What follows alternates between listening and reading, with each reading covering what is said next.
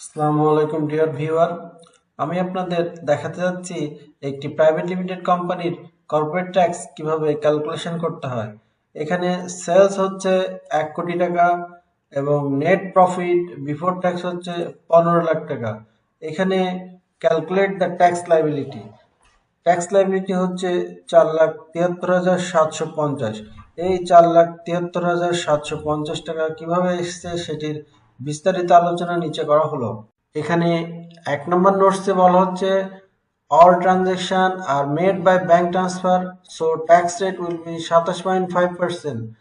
দ্বিতীয় নম্বর নোটসে বলা হচ্ছে কোম্পানির 70% প্রোডাক্ট বিভিন্ন কোম্পানির কাছে বিক্রি করার কারণে 89 সেকশন অনুযায়ী এআইটি চালান কালেক্ট করা হয়েছে 3,50,000 টাকা এবং অ্যানাদার 30% প্রোডাক্ট বিভিন্ন ব্যক্তির কাছে শোরুমের মাধ্যমে বিক্রি করার কারণে কোনো এআইটি চালান কালেক্ট করা হয় নাই।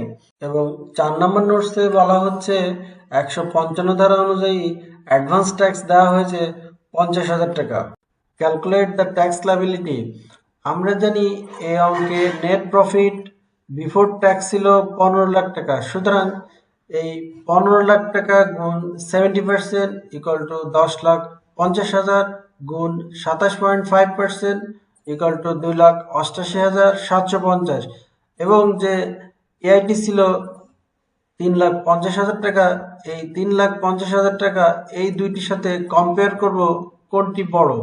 তো আমরা দেখতে পাচ্ছি 3,50,000 টাকা বড় হওয়ার কারণে এখানে ট্যাক্স লায়াবিলিটি হচ্ছে 3,50,000 টাকা এবং যে অ্যানাদার 30% ছিল সেই 30% হচ্ছে 15 লাখ গুণ 30% ইকুয়াল টু 4,50,000 গুণ 27.5% ইকুয়াল টু 1,23,750। এক্ষেত্রে 3,50,000 সাথে 1,23,750 যোগ করব, সেক্ষেত্রে টোটাল ট্যাক্স লায়াবিলিটি হবে 4,73,750 এবং আমাদের যে গ্রস রিসিপ্ট ছিল সেটির উপর 0.60 হচ্ছে 60,000 টাকা।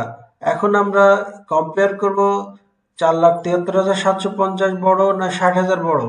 এখানে আমরা দেখতে পাচ্ছি 4,73,750 বড়। সুতরাং টোটাল ট্যাক্স লায়াবিলিটি হবে 4,73,750 টাকা এবং এখানে নেট ট্যাক্স লায়াবিলিটি হবে 4,73,750 থেকে অ্যাডভান্স ট্যাক্স বাদ।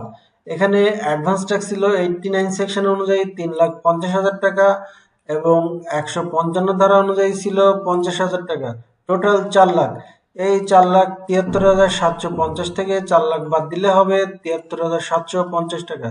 এই 73,750 টাকা অবশ্যই 173 ধারা অনুযায়ী ট্যাক্স রেট ভিতরে অথবা ট্যাক্স রেট পূর্বে রাষ্ট্রীয় কোষাগারে এ চালানের মাধ্যমে পরিশোধ করতে হবে। Journal entries.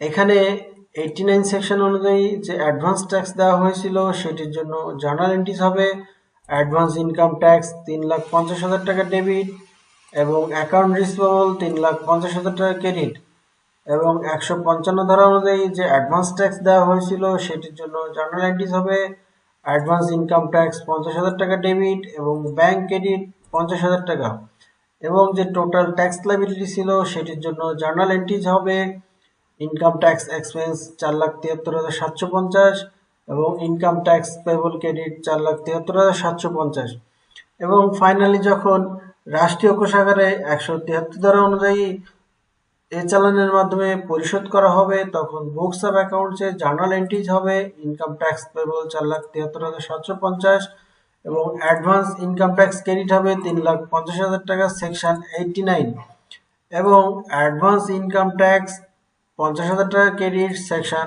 155 এবং ব্যাংক অ্যাকাউন্ট হবে 73,750 টাকা ক্রেডিট। এটি অবশ্যই 173 ধারা অনুযায়ী ট্যাক্স ডেট ভিতরে অথবা ট্যাক্স ডেট পূর্বেই রাষ্ট্রীয় কোষাগারে জমা করতে হবে।